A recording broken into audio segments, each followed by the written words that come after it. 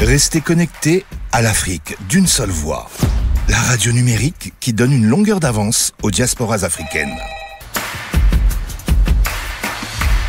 Vous écoutez l'Afrique d'une seule voix. Dans la série Les conférences sur la radio digitale qui donne une longueur d'avance à ces diasporas afro-descendantes, nous avons choisi de vous parler du Congo. À l'heure où cette émission va être diffusée, la RDC vit un moment incroyable, un moment extraordinaire, les 9e Jeux de la francophonie. C'est donc l'occasion de parler de ce pays. Quel Congo voulons-nous?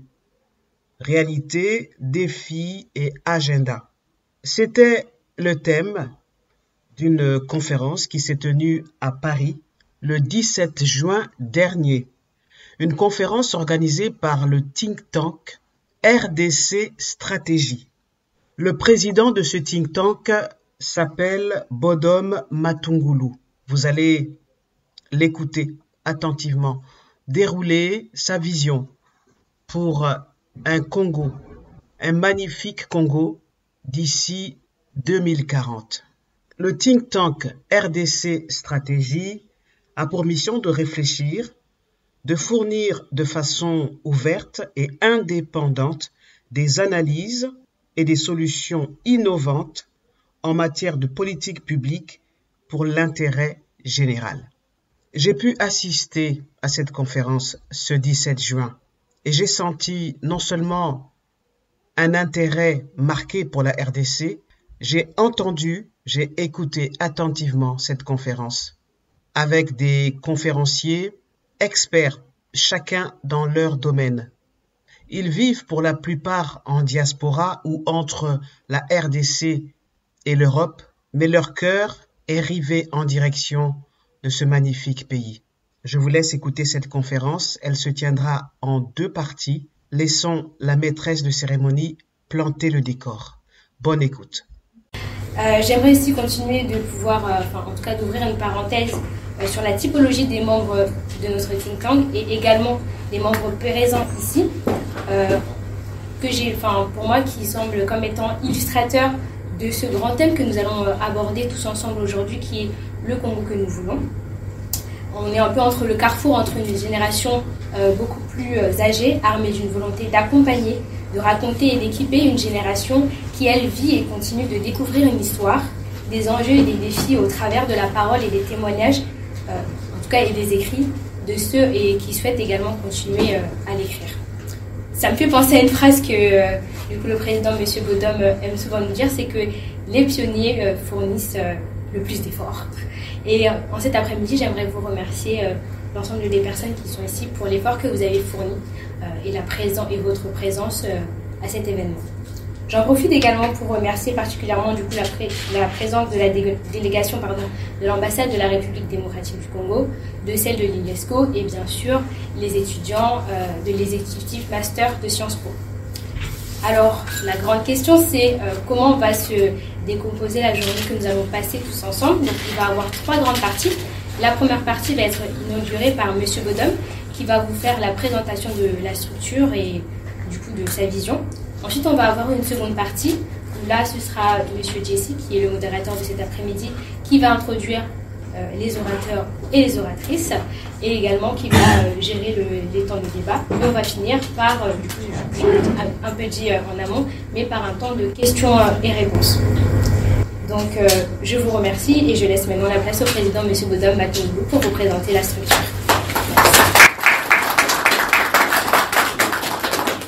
Bonjour à tous. Je pense que la modératrice a déjà présenté le mot de bienvenue à tout le monde. Ici, nous allons essayer de vous présenter un peu la structure qui nous reçoit en fait cet après-midi, que nous puissions essayer de comprendre qui nous sommes, c'est quoi nos missions et quels sont les objectifs que nous poursuivons. Donc pour cela, je vais donc vous demander de pouvoir en fait me donner quelques minutes d'attention pour que nous puissions ensemble arriver à comprendre c'est quoi la RDC Stratégie. Merci. Alors, la RDC Stratégie, c'est d'abord un think tank. Qui dit think tank, c'est un laboratoire d'idées. C'est une caisse de résonance qui nous a en fait aujourd'hui, nous reçoit aujourd'hui, mais en même temps, il y a une motivation qui nous a amené à pouvoir en fait mettre en place ces think tanks. Et parmi ces motivations, j'aimerais que nous puissions comprendre une chose cet après-midi, que la RDC dont nous parlons aujourd'hui, notre très beau pays, c'est une providence divine. Et je pense pour ceux qui ont eu à parcourir un peu ces grands pays, vous vous rendrez compte de cette beauté que Dieu a fait don à ces peuples congolais. Et nous pensons et nous sommes rassurés d'une chose, que la RDC ne peut être RDC sans sa grandeur. Sans sa grandeur, on ne peut pas parler de la RDC. Cette ambition, nous le disons toujours que c'est là à notre portée. Et nous sommes donc appelés aujourd'hui, nous, filles et fils de ces grands pays, composés aujourd'hui de plus de 4000 ethnies, qui font de nous un peuple d'abord unique et multi-ethnique, qui a un rôle à jouer, non pas seulement pour la RDC, les Congo elle-même, mais aussi pour toute l'Afrique. Franck Fanon l'a si bien dit que l'Afrique a la forme d'un revolver dont la gâchette se trouve en République démocratique du Congo. C'est ça notre destin, c'est ça notre destinée. Ainsi, la grande motivation qui a conduit donc à la création de ce groupe de réflexion, c'est ce profond désir de concrétiser le développement de ces grands Congos.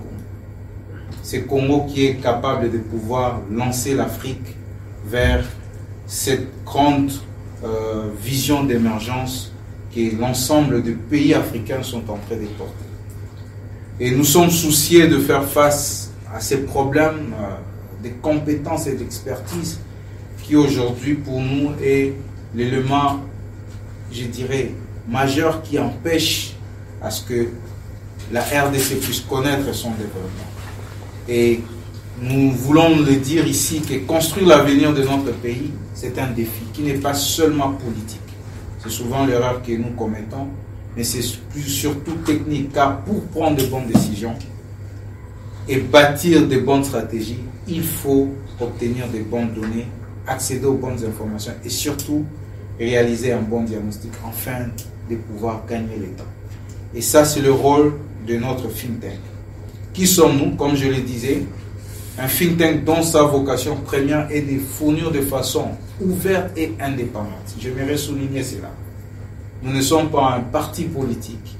Nous ne défendons pas la vision d'une quelconque personne, mais nous sommes là pour réfléchir de manière ouverte et indépendante. Et fournir en fait ces analyses et ces solutions innovantes en matière de politique publique au service de l'intérêt général. La RDC Stratégie, ce groupe de réflexion qui se penche sur des questions liées à l'émergence de la RDC, liées à tout ce qui touche au développement socio-économique de la République démocratique du Congo. C'est ainsi que nous disons que la RDC de demain s'est bâtie par des idées innovantes, ainsi que des réflexions. C'est ça donc notre mission. Elle est composée de experts qui mettent en fait leurs connaissances ensemble pour réfléchir sur différents thèmes, différentes questions qui touchent en fait à l'émergence de la RDC. Et notre vision, c'est de pouvoir bâtir ensemble le Congo de nos rêves. Il y a un Congo que nous rêvons tous. C'est quoi ce Congo? C'est un Congo, pour nous, nous disons, un Congo qui consiste à une meilleure éducation, où on trouvera un travail plus stable, un revenu plus satisfaisant pour ses habitants, une protection sociale plus sûre, des services médicaux et sanitaires d'un plus haut niveau, un habitat plus confortable, des infrastructures modernes et un environnement plus agréable. C'est ça le rêve du Congo que nous avons. Nous sommes donc la RDC Stratégie. Nous formons donc cette nouvelle génération pour notre pays, les Congos. Si vous partagez cette même pensée, rejoignez-nous et discutons, échangeons et travaillons ensemble. La mission que nous avons, c'est de promouvoir et de favoriser le développement des secteurs stratégiques pour l'émergence de la RDC. L'horizon que nous nous sommes fixés, c'est 2040. C'est l'horizon qui a été choisi en fait pour réaliser les études prospectives que nous serons en train de mener au sein de cette organisation. Et ici, en termes d'objectifs, nous avons plusieurs objectifs, mais parmi ces objectifs, je peux vous citer celui de contribuer à la politique publique en générant des idées originales et des options politiques. Celui de pouvoir travailler pour mettre en place et servir à l'émergence d'une nouvelle classe d'élite politique, mais contribuer surtout au débat public en produisant ici des idées originales qui s'intéressent aux problématiques de l'émergence de la RDC. Et pour réaliser en fait ces objectifs, nous organisons des conférences, des forums, des ateliers autour des thématiques qui sont choisies en rapport avec les axes d'intervention que nous avons au niveau de la RDC, que je vais vous présenter donc tout à l'heure. Nous avons en fait 4 axes qui ont été choisis dans notre stratégie des réflexions. Comme premier axe, c'est l'axe qui touche au capital humain. Parce que nous pensons que le capital humain, c'est le premier secteur stratégique qui sous-tend le développement d'une nation. Et comme deuxième axe, c'est les infrastructures. Et vous allez constater avec moi que les infrastructures se retrouvent dans toutes les stratégies de l'émergence d'un pays, à cause du rôle crucial qu'ils jouent pour promouvoir une croissance inclusive et un développement durable. Comme troisième axe, nous parlons de la bonne gouvernance, des réformes institutionnelles et le climat des affaires. Et cela passe par l'amélioration de 3 indicateurs importants que nous, à notre niveau, nous essayons de surveiller, de voir et de pouvoir apporter nos réflexions. L'indicateur institutionnel, les indicateurs macroéconomiques et les indicateurs de la stabilité politique. Comme quatrième axe, c'est tout ce qui touche à l'environnement, aux ressources naturelles et aux ressources énergétiques. Et au sein de la RDC Stratégie, nous avons 5 catégories de membres, à savoir donc, les membres fondateurs. Vous avez des membres effectifs, des membres qui peuvent être des membres sympathisants, des membres d'honneur et des donateurs. Et nous sommes organisés donc de manière structurée, où nous avons des organes de la RDC Stratégie qui comptent un conseil d'administration, où vous avez un président, un coordonnateur national, un secrétaire, un trésorier, un directeur éditorial et programme, un directeur chargé de la communication, des relations publiques et événements, et des coordonnateurs des clubs prospectifs locaux, tout comme à l'international. Et comme deuxième organe, vous avez l'Assemblée générale qui en fait est constituée de tous les membres énumérés sur, hormis les membres d'honneur. Comme troisième organe, c'est l'organe stratégique. C'est cet organe qui est constitué en fait de ce que nous appelons le conseil scientifique et d'orientation, qui supervise en fait les publications et veille à leur qualité et à leur diffusion. Il suit la production intellectuelle du think tank et veille à sa qualité. En même temps, il organise les événements scientifiques, et ces conseils est composé en fait de 4 cellules de compétences qui en fait représentent les 4 secteurs stratégiques de la RDC Stratégie. Et comme toute association, nous vivons en fait de cotisations de nos membres, de revenus qui peuvent provenir des autres associations, des dons, des libéralités, des legs des membres, de subventions publiques, privées, nationales, tout comme internationales. Donc je vais donc nous inviter en quelques... Voilà. Alors, nous allons juste vous présenter les réalisations du think tank, parce que c'est depuis le 12 mars 2022 que nous avons lancé en fait le think tank au niveau des Kinshasa. Alors, nous avons jusque-là eu comme première activité, c'était la conférence qui a porté sur le capital humain. Nous l'avons lancé avec l'UNESCO, où nous avons parlé du capital humain comme facteur clé pour l'émergence de la RDC. Ça, c'était donc la première activité qui a lancé en fait les activités de la RDC stratégie. Comme deuxième activité, la RDC stratégie a organisé une conférence sur les infrastructures de transport. Et cette conférence a porté en fait sur le thème contribution à la relance, donc les infrastructures de transport en RDC, contribution à la relance économique, enjeux et perspectives. Donc, et là nous avons pu réunir près de 200 acteurs du secteur et qui venaient, il y en a qui sont venus des autres pays d'Afrique et même d'Europe. Et comme troisième activité, nous avons organisé pour lancer nos activités au niveau de Lubumbashi, parce que nous concentrons tout ce qui touche au local content, nous l'avons concentré au niveau de Lubumbashi, et là nous avons organisé une conférence sur le local content avec les ensembles des acteurs qui sont dans les secteurs. Entre autres, vous avez le Centre d'excellence pour la recherche avancée sur les batteries électriques en RDC, la Fédération des entreprises du Congo et puis l'ARESP qui est l'autorité de régulation de la sous-traitance en République démocratique du Congo, mais aussi ensemble avec le bureau sous-régional pour l'Afrique centrale de la Commission économique des Nations Unies pour l'Afrique, qui en fait est en train de piloter le projet sur la mise en place de la chaîne des valeurs de batteries, de la construction de batteries électriques et de véhicules électriques. Alors, il y a des masterclass qui ont été organisées avec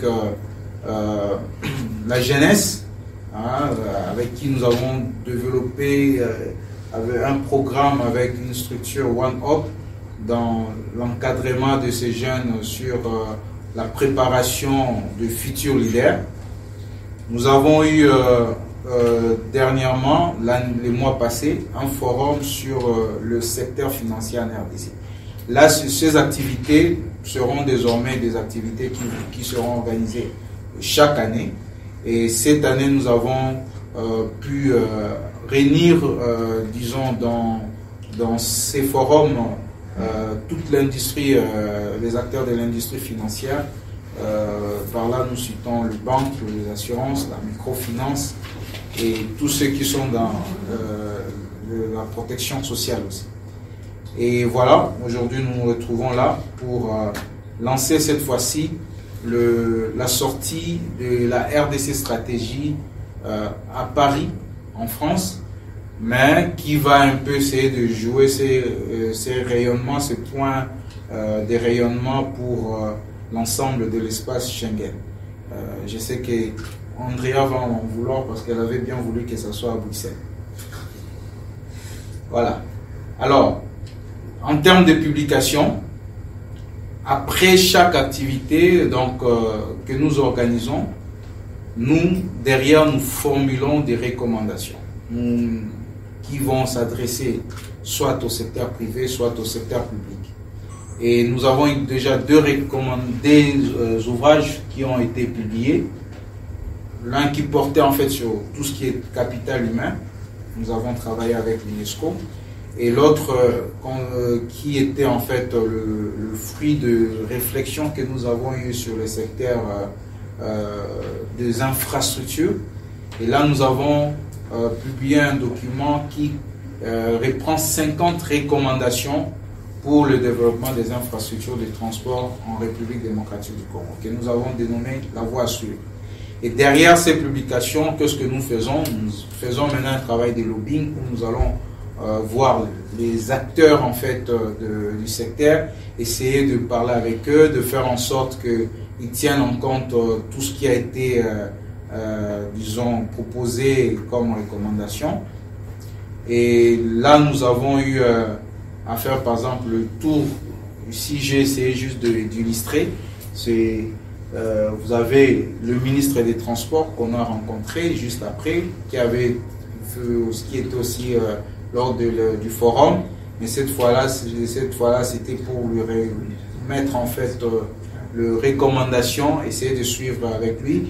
Vous avez le ministre des Transports aussi, vous avez un des responsables des entreprises publiques qui s'occupe des grands travaux, et vous avez dans le secteur privé le directeur général de Bolloré, que nous avons rencontré aussi pour essayer de discuter avec eux. Donc ça, nous l'avons fait avec plusieurs autres acteurs.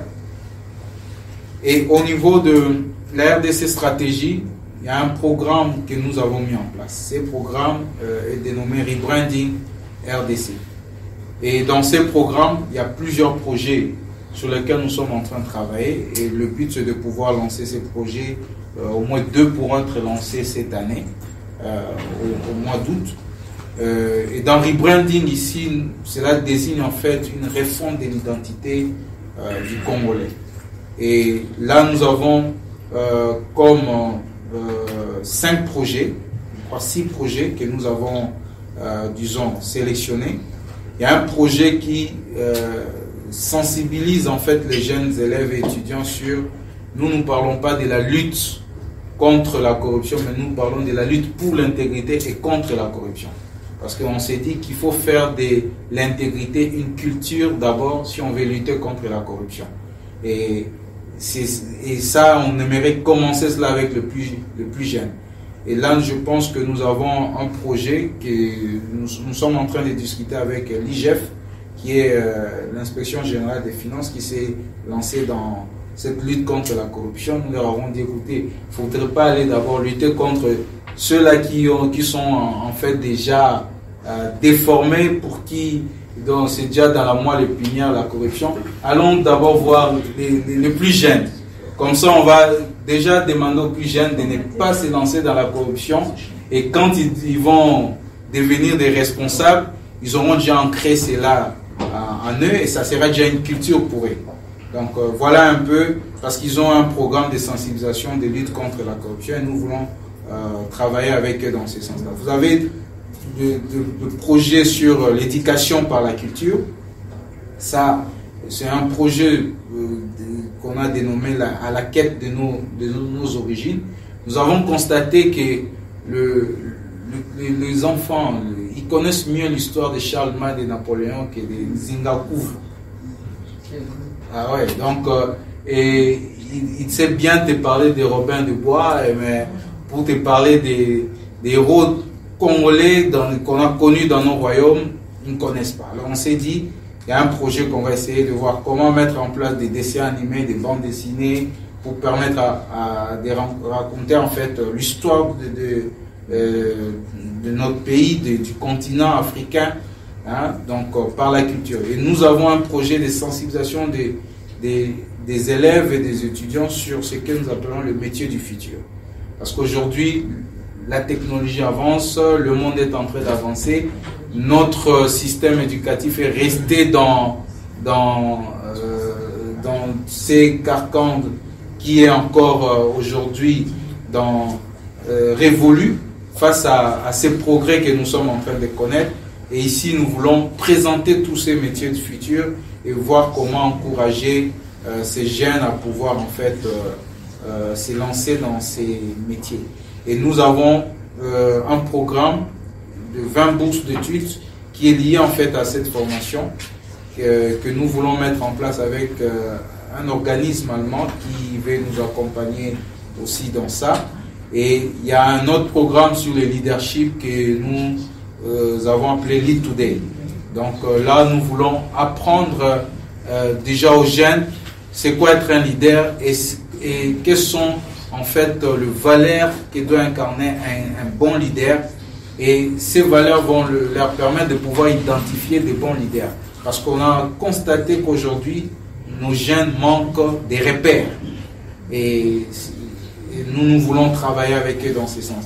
Et nous voulons aussi travailler pour un projet d'incubateur de politique publique et des études prospectives. Donc là, nous allons travailler avec les contacts que nous avons déjà avec certaines organisations ici sur place, mais aussi ailleurs, surtout dans les domaines de la prospective. Voilà un peu ce que nous sommes, nos ambitions et aussi ce que nous avons comme projet. Et je pense que tous ceux qui sont là cet après-midi, nous sommes tous invités et vous serez les bienvenus. Pour ceux qui aimeraient intégrer donc ces think tanks, ceux qui aimeraient travailler avec nous pour l'accomplissement et la réalisation de tous ces projets que nous avons présentés. Donc n'hésitez pas, nous sommes là et à la fin nous pourrons discuter sur ces sujets.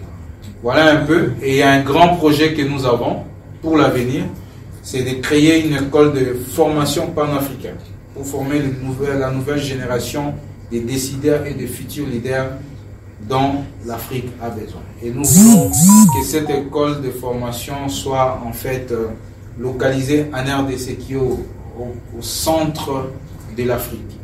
Et ce sont des projets que nous avons et des ambitions que nous avons.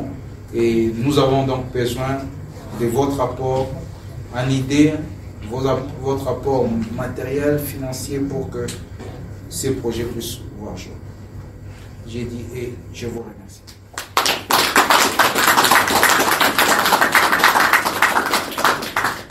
Merci Monsieur Bodum. Donc je rebondis juste sur ces mots.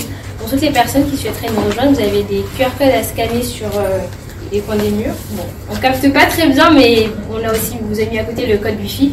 Et sinon, vous pouvez demander au protocole. Il y a des feuilles sur lesquelles vous pouvez laisser aussi vos coordonnées. Et du coup, vu que je suis également la secrétaire, j'aurai un plaisir de vous répondre pour pouvoir vous inscrire. Voilà. Donc, je vais laisser la place à mon homologue de l'après-midi, Jessie, pour mener le temps de la conférence. Merci. Merci. Bonjour tout le monde. Je m'appelle Jessie Fula, directeur d'une société qui s'appelle Apos-Media, organisateur du comité des villes africaines et du salon Innopolis Expo qui se tient le 19 et le 20 septembre à l'espace Champéret, et je vous y invite tous. La séquence qui va suivre va durer 1h30.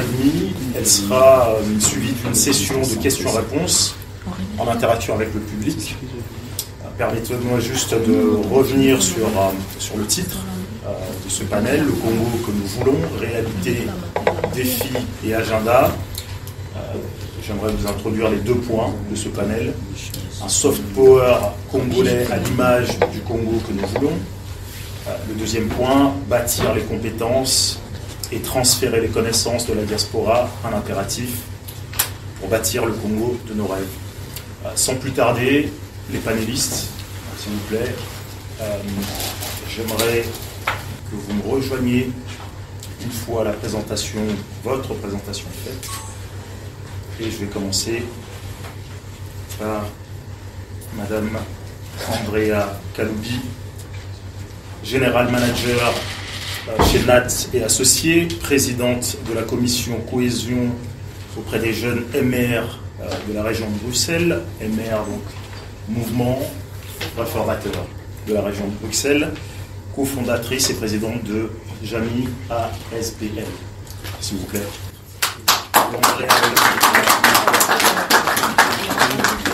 Andrea Kaloubi qui est arrivée tout droit de Bruxelles. Madame Leslie Boni Lundula, responsable juridique au groupe BMF, Corporate M&A Private Equity, Lead Entrepreneurship Écosystème chez Je m'engage pour Afrique. D'ailleurs, on en profite pour saluer Eleana et Amina, fondatrice de l'association Congo Synergy Club, qu'on ne présente pas, que beaucoup connaissent ici à Paris. Leslie Boni Lundula, s'il vous plaît.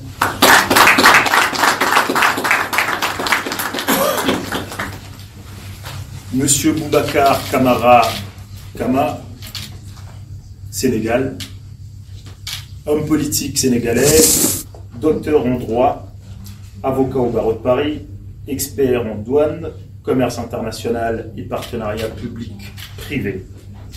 Monsieur Boubacar Kamara Kama.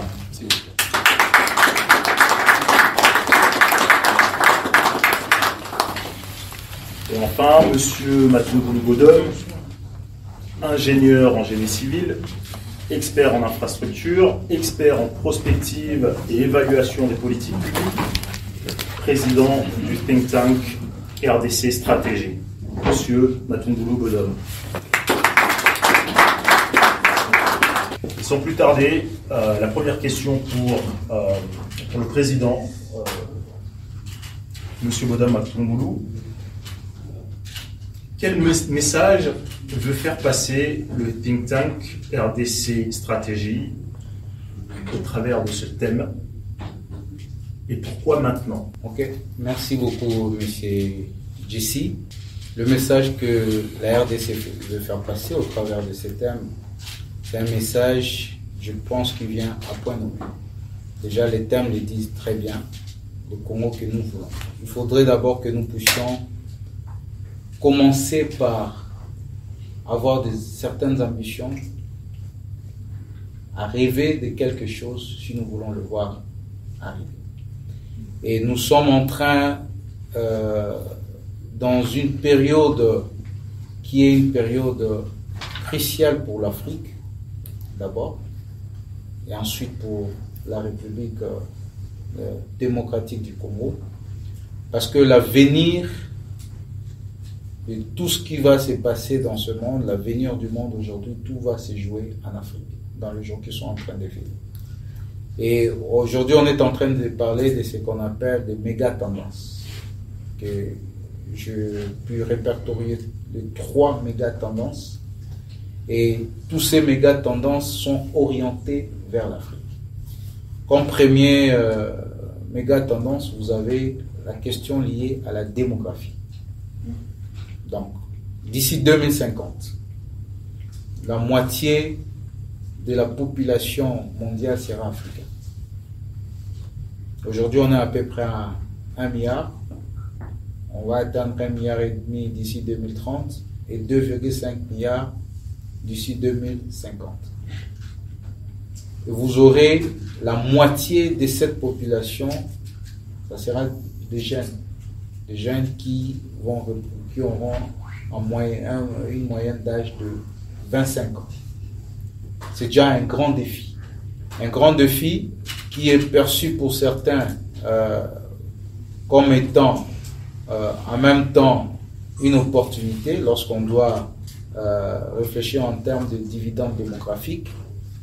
Et pour d'autres, c'est aussi une menace parce que ces jeunes qui arrivent, on aura à peu près d'ici 2030 au moins, déjà aujourd'hui nous avons chaque année 10 millions de jeunes qui arrivent sur le marché d'emploi. Et d'ici 2030, ça sera 30 millions de jeunes qui vont venir donc sur ce marché d'emploi. Et ces jeunes auront besoin d'éducation. Ces jeunes auront besoin d'aller se faire soigner dans de bonnes conditions. Et au niveau de la RDC, si on doit revenir donner quelques chiffres en rapport avec cette démographie qui est en train d'arriver, déjà lorsque nous avons accédé à l'indépendance, nous étions à 15 millions. Aujourd'hui, on est presque à 100 millions. La population en 60 ans a été multipliée à peu près par 510. Alors que dans la moyenne mondiale, c'est à 160. La RDC en 2050 aura à peu près 215 millions d'habitants. Ça sera le 8e pays le plus peuplé, juste après le Brésil et devant l'Éthiopie. Réelle force. Et dans le top 10 de ces pays qui seront le plus peuplés, vous avez 3 pays qui qui seront africains. Mais lorsqu'on arrive à voir la progression en termes démographiques, il y a 8 pays qui auront une forte croissance. De ces 8 pays, 5 pays sont africains.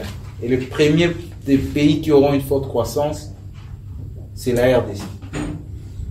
Donc ici déjà, ce sont des méga tendances qui aujourd'hui doivent nous interpeller, doivent nous amener à pouvoir repenser notre manière de faire les choses, à repenser même notre manière de percevoir le développement. Comme deuxième tendance, vous avez le climat. Alors, aujourd'hui, l'Afrique a un potentiel énorme en termes de tout ce qui est énergie renouvelable.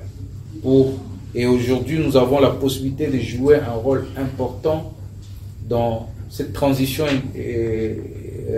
énergétique dont on est en train de parler, avec nos ressources que nous avons. Parce que les ressources que regorge l'Afrique aujourd'hui, ce sont des ressources qui, même lorsqu'on arrive à faire une projection de ce dont elle a besoin comme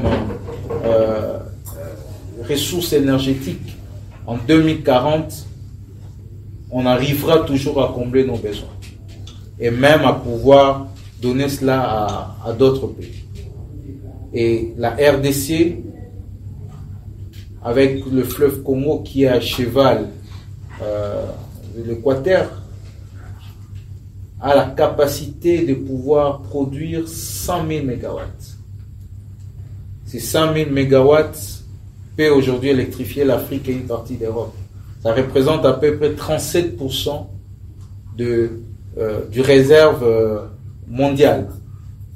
Du réserve africain en termes d'énergie hydraulique, et 6% de la réserve en termes, lorsqu'on prend de manière globale dans le monde. C'est pour dire qu'aujourd'hui, nous avons des atouts pour jouer ces rôles en termes de climat.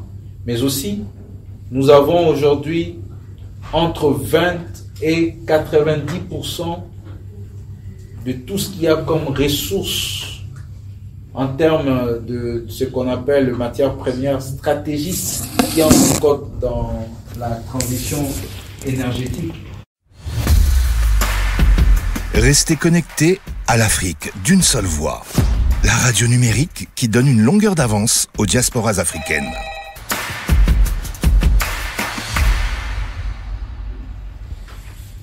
Lorsqu'on se met à construire l'usine de précurseurs de batteries électriques en RDC, cela va coûter 30 fois moins cher si on le faisait aux États-Unis, mais aussi à peu près 20 fois moins cher que la Chine et 50% moins cher que l'Europe.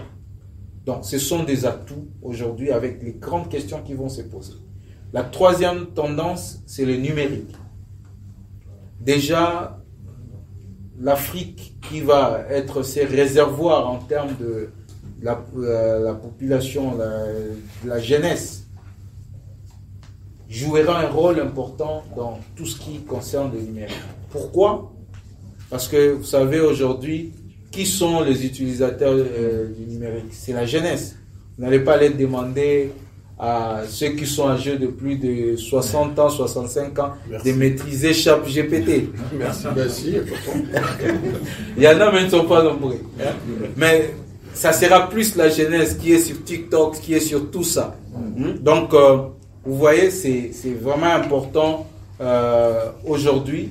Tous ces méga tendances, c'est en Afrique qu'on retrouve ces potentialités. Ces potentiels, c'est en Afrique qu'on essaiera aujourd'hui de pouvoir combler ces besoins. Et pas plus que, il y a, je crois, une semaine, il y a un les secrétaires généraux américains au Trésor américain qui est chargé des affaires, je crois, internationales, l'a si bien dit, lorsqu'il était en train de parler aux entreprises américaines. il leur a demandé de pouvoir investir massivement en Afrique. Parce qu'il dit que dans les 5 décennies qui arrivent, c'est là où tout va se passer, tout va se jouer. Donc, et c'est pourquoi aujourd'hui, nous voulons au travers de ces thèmes arriver déjà à pouvoir conscientiser nous Congolais, nous Africains qui sommes là. Parce que le jour qu'ils sont en train d'arriver, c'est nous qui aurons en fait cette responsabilité pour conduire en fait les destins de notre continent, les destins de notre pays. Et il y a un élément important en cela, c'est qu'aujourd'hui, il faudrait qu'en dehors de prendre conscience, que nous puissions aussi être prêts. Parce que sans la préparation, nous n'arriverons pas à jouer ces rôles importants. Voilà pourquoi maintenant, et pourquoi nous parlons de ces thèmes, c'est que nous voulons de la RDC. Et le timing est d'autant parce qu'on rentre dans une séquence politique intéressante au niveau local. La deuxième question, toujours à monsieur le Président, comment évaluez-vous la situation en RDC après 10 décennies d'indépendance? La situation a-t-elle évolué? Comment elle a évolué entre 1960 jusqu'aujourd'hui?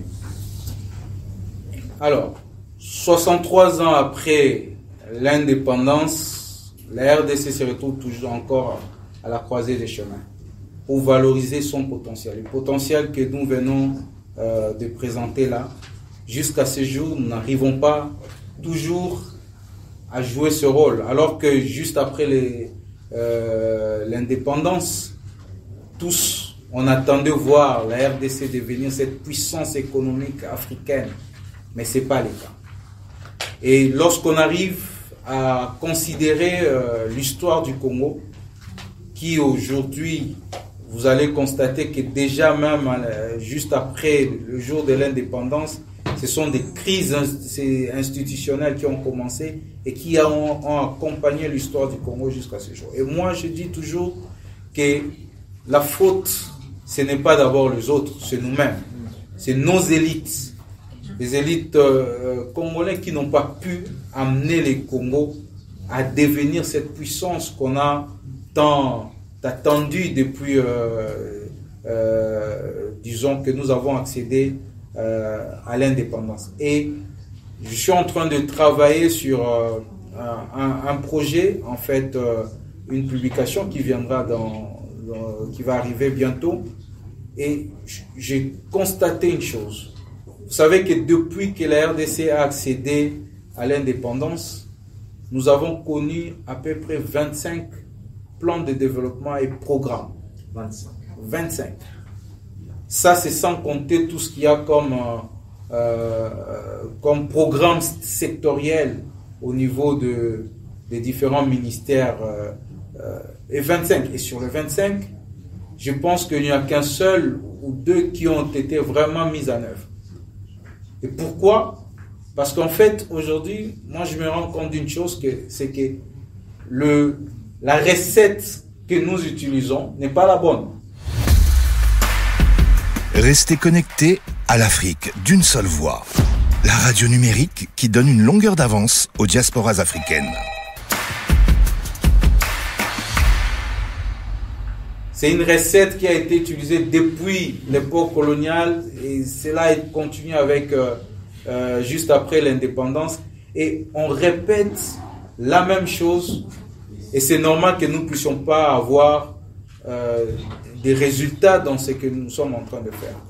Et là, nous sommes en train aujourd'hui, nous, de pouvoir penser sur des ingrédients qu'il faut aujourd'hui pour permettre à ce que la RDC puisse connaître une autre image du développement. Des ingrédients qui ont été appliqués ailleurs, dans d'autres pays. Par exemple, le dragon asiatique, et qui ont marché. Alors là, comme premier ingrédient que je vais présenter ici, c'est d'abord l'ambition. L'ambition qui va avec la vision, mais aussi l'action. Ça, c'est un des premiers éléments. nous devons aujourd'hui avoir, certes, cette ambition qui ne se limite pas aujourd'hui juste à pouvoir percevoir l'avenir en lien avec les élections. Parce que c'est ça un peu le problème. Nous regardons notre avenir, nous regardons le futur du Congo, tout en se basant plus sur les élections. Et c'est comme ça que j'étais en train de dire à quelqu'un déjà avec la législature que nous avons, déjà la première année lorsque on a commencé, déjà les gens parlaient des élections. C'est comme si ce sont les élections en fait qui nous apportent le développement. Nous avons plutôt besoin, c'est comme l'a dit quelqu'un, des hommes d'État et non des hommes politiques. Parce que la différence c'est quoi? C'est que les hommes politiques, ils regardent aux prochaines élections. Des échéances. Ouais. Tandis que l'homme d'État, lui, il regarde aux intérêts de la prochaine génération. Et c'est ça la différence. Donc, la première des choses, il faut cette ambition, il faut avoir cette vision. Et deuxièmement, c'est avoir un cadre programmatique. Un cadre programmatique qui va nous amener à pouvoir, en fait, prioriser les choses selon déjà un canevas bien défini, bien déterminé. Parce que qu'est-ce qu'on a connu depuis la session à l'indépendance, c'est que la plupart de ces programmes de développement de ceux que nous connaissons, c'est des réflexions qui nous viennent d'ailleurs et qu'on vient nous imposer. Restez connectés à l'Afrique d'une seule voix. La radio numérique qui donne une longueur d'avance aux diasporas africaines. Et déjà, moi, je me dis qu'un État sérieux ne peut pas accepter que son plan de développement soit financé par l'extérieur. Nous devons nous-mêmes financer nos plans de développement parce que lorsque c'est financé par l'extérieur, c'est l'extérieur qui vient en fait nous dicter ce qui doit être fait. Et comme troisième ingrédient, c'est la coordination. La coordination qui fait appel à la cohérence. Parce que qu'est-ce qu'on constate? Que dans ce que nous entreprenons comme projet, ce sont des projets qui des fois ne cadrent pas avec ce qui a été arrêté dans les cadres programmatiques. Nous sommes plutôt des fois dans ce que nous appelons le mode d'urgence. Et ça ne nous permet pas de pouvoir avancer. Et comme quatrième ingrédient, c'est la méritocratie. C'est-à-dire recruter le meilleur. Le grand problème du Congo, c'est un problème de casting. On n'a pas des hommes qu'il faut à la place qu'il faut. Recruter le meilleur, faire appel à la diaspora. Parce que moi, je crois que la diaspora aujourd'hui a un rôle important à jouer dans le développement du Congo. Et pas n'importe quelle diaspora. Il faudrait que ce soit cette diaspora qui réellement mérite d'être là. Et comme cinquième ingrédient, ça sera plutôt aujourd'hui, il faudrait que réellement, que nous puissions avoir une identité sociale qui nous amène à mieux lutter contre la corruption. Que ça ne soit pas juste un slogan, mais réellement une politique orientée sur cela qui fera en sorte que la corruption soit réellement tolérance zéro dans notre pays et dans notre continent. Parce que c'est ce qui va nous amener à pouvoir mieux faire. Et les grands pays comme les Singapour, vous allez voir avec ce qui a été mis en place, ils ont lutté contre la corruption, ils ont mis une politique de méritocratie et aujourd'hui voilà les résultats. Le pays est vraiment développé et ces pays peuvent avancer. Donc voilà là les ingrédients aujourd'hui qu'il faut pour la RDC pour que nous puissions après 63 ans d'indépendance, que nous puissions changer de paradigme et surtout amener une stratégie qui met en place une nouvelle manière de faire les choses, une nouvelle manière de voir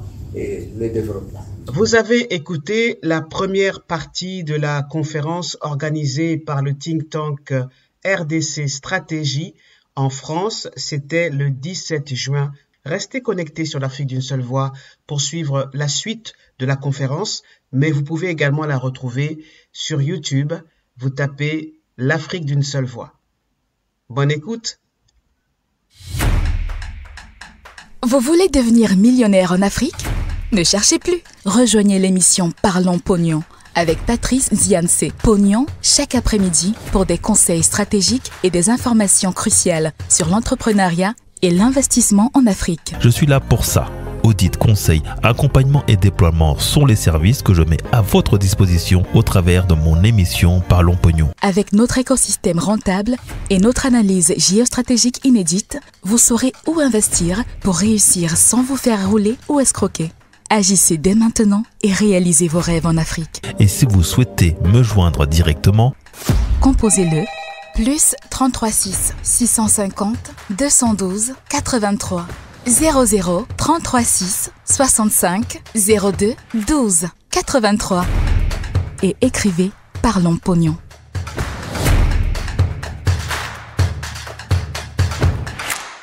Ne laissez pas passer cette opportunité unique de marquer votre génération et devenir une source d'inspiration.